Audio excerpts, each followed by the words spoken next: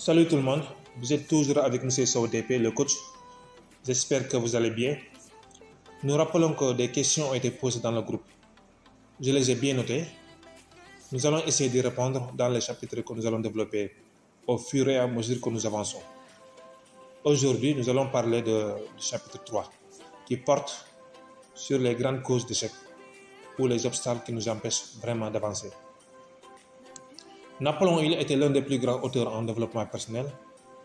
Il avait comme désir de publier un processus de réussite exprimé en une formule que toute personne pourrait comprendre, entreprendre et réussir.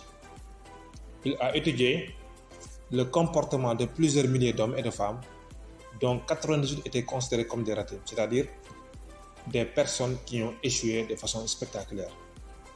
Il en a conclu qu'il existe plusieurs grandes raisons d'échec.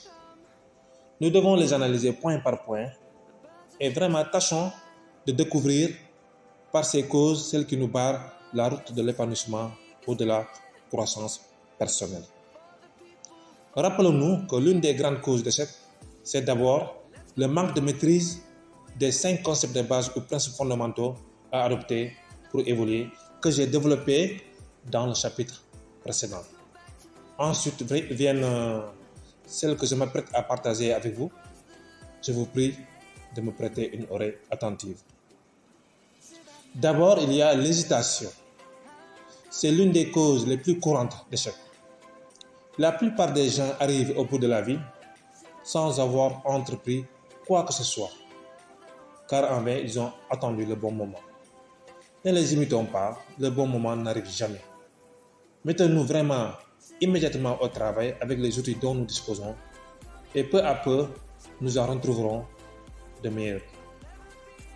Il y a aussi ce qu'on appelle le manque de décision. L'hésitation et l'indécision sont deux sœurs jumelles. Les gens qui évoluent vite prennent leurs décisions rapidement. Ceux qui hésitent vont d'échec en échec. Détruisons-les avant qu'ils ne nous entraînent dans la boue. Et il y a le fait d'avoir trop de circonspection. C'est-à-dire, quelqu'un qui ne parle ou qui n'agit qu'après mûre réflexion, qui prend trop de temps parfois.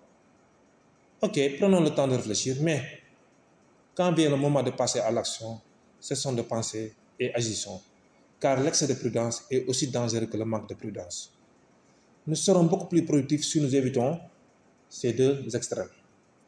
Dans les prochaines vidéos, nous parlerons de 3 autres causes d'échec qui nous empêchent d'évoluer.